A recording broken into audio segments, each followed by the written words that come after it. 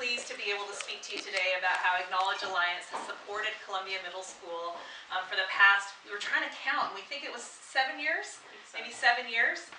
They're such an ingrained part of our community that it just feels like they've always been there, and we're very grateful for all the services they provide. So I'm going to start by telling a little bit about our school and a story about Columbia Middle School. We're a school of about 800 students. At the time that Acknowledge Alliance started, we had about 70 to 75% free and reduced lunch. We had about 35% English learners. We had a high level of trauma on our campus, and still do, but a high level of students who have experienced trauma, students who were not necessarily academically ready, so had a lot of academic challenges, and a lot of behavioral challenges. So we have a big task. And one of the things that we were struggling with is we had a staff of about 40 teachers and about 40 classified, and who work really hard, who care so much about kids, and we just felt like we kept hitting a wall, that we weren't making those gains that we wanted to make. And so there was this internal pressure for all of us that felt like we're dedicating our lives to this, and yet we're not able to turn that corner. We didn't know why. We didn't know how to define the problem. We tried different things. We brought in reading programs to help with the academic piece, and it worked a little bit. And we brought in behavioral programs to work on the behavioral piece, and it worked a little bit, but there was still a missing piece to that puzzle that was around social-emotional learning. And I just remember not just that struggle that we had internally, we had a lot of external pressures as well that just were like darts to our staff, this was around the time of the Academic Performance Index, where your entire school was judged based on a test score from students that they took in the spring. And I remember one of the hardest parts, or I just remember this day when I had to tell the staff that the state had deemed our school as being in the bottom 10% of the schools in Columbia, or in California, and that we were required to send a letter to all of our parents and families letting them know that we were in the bottom 10%, and that if they wanted to change schools, we would provide transportation for them to change schools. This was something that we were required to do. So to stand there and tell a staff who worked so hard, and who cared so much that this is what was going to be sent to our parents was tough. We didn't have a great reputation in the community. It was undeserved, but because of maybe our demographic, because of where we were located, we were known in the community as that school that you don't want to send your kids to. So our kids heard that, and our staff heard that. And it was amongst staff too, staff at other schools. Oh, you work at Columbia? So there was a weight, a heaviness on the campus, because we cared so much, and yet we weren't seeing the changes, and we had all these pressures. But I think the one that hurt the most was when we were trying to help define the problem. We gave our students an assets survey of the 40 developmental assets, and one of the pieces on there were, how many of you feel like you have caring adults on campus? And the result was 30%.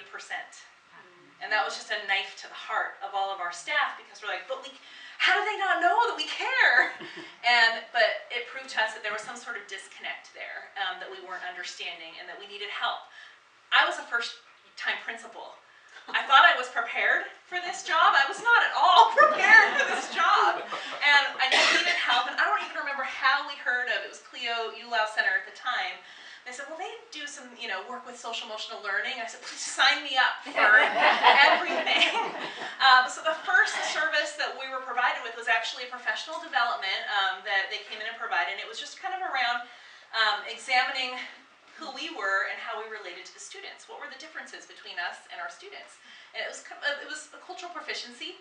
But I think the very first thing where I felt like you could feel a sigh of relief in the room, and it's built into the name now, which was the acknowledgement that this job is hard. The acknowledgement to our staff and the validation to our staff that we understand what you're going through and we're here to help. And there was just this collective sigh. And then they started to provide us with the tools around how to even start having these conversations, let alone how to start working with the students and with the staff around next steps. But how do we even talk about what's happening on our campus right now?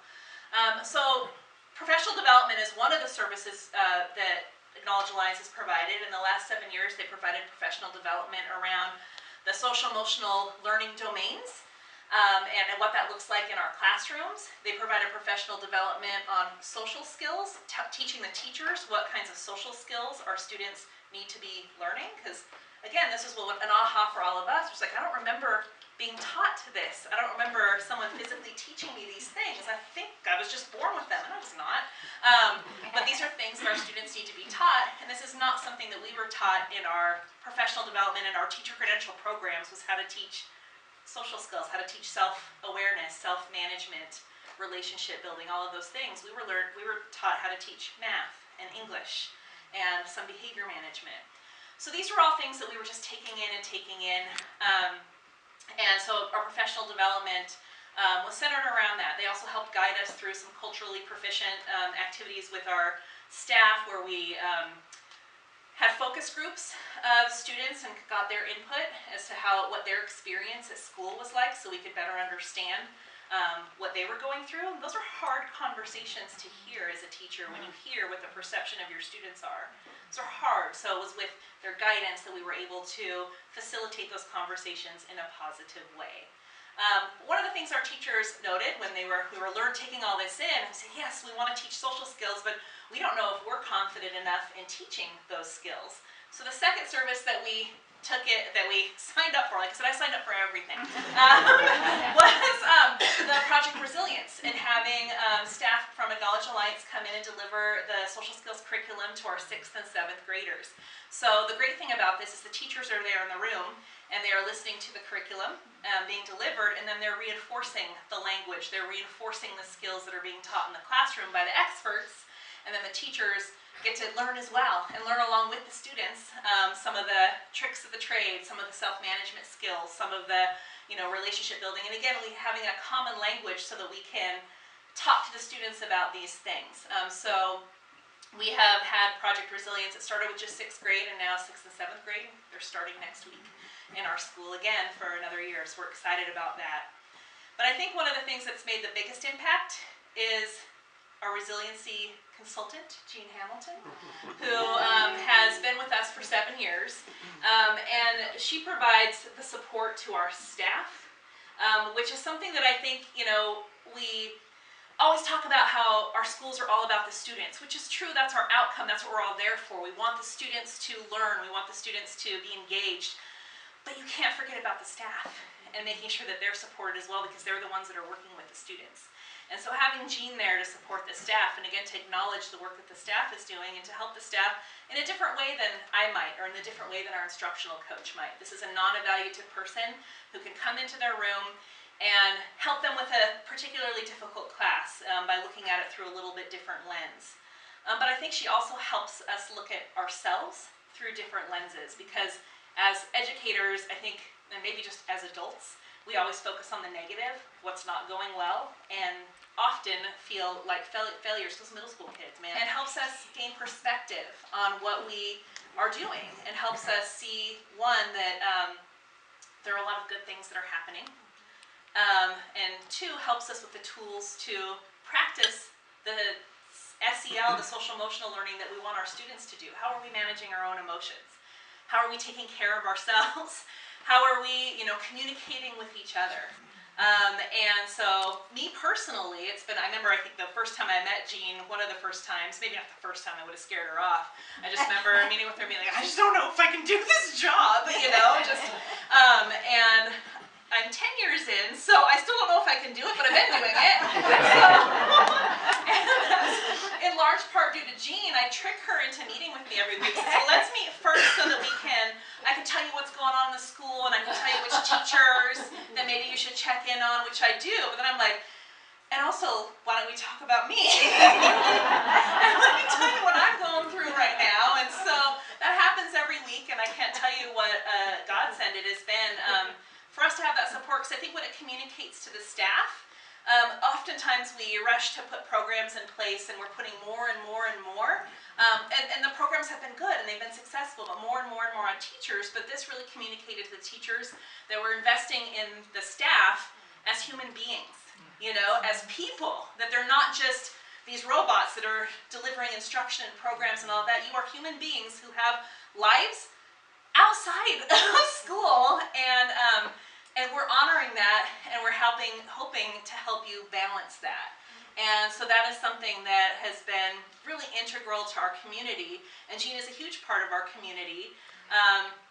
She participates in our Wednesday Fun Fashion. She, she really is someone that we can always count on, and who teachers will, is Jean here today? I'd like to talk to Jean. They communicate with her directly, and she just goes around into classrooms and just really helps point out what's going well, and so that we can maintain that perspective. So it's really that investment into our staff so that we can be whole for our students, because our students still need that.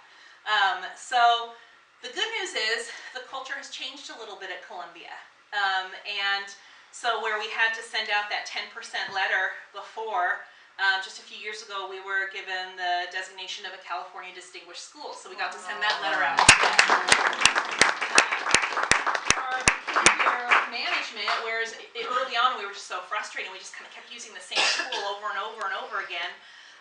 We now have programs and social emotional learning opportunities in place where now the county chose us as a spotlight school for our behavior management program and how we've reduced referrals and suspensions. And in terms of the SEL piece, the survey that we most recently gave, this was from last year, the students that reported carrying adults on campus is now at 94%. Oh, wow. And the campus feels different.